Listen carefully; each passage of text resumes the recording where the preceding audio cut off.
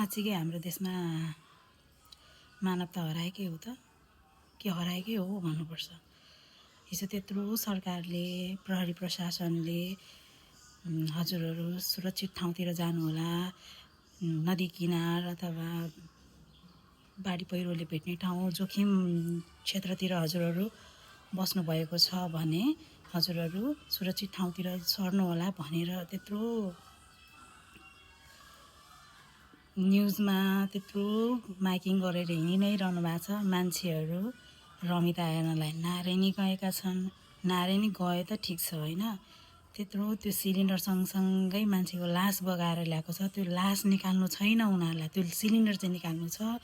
कमसेकम सिलिन्डर निकालेकै भए पनि त्यो लास पनि कमसेकम निकालिदिएका भए उनीहरूको आफन्ती परिवारले आफ्नो मान्छेको लास त कमसेकम पाउने थियो होइन।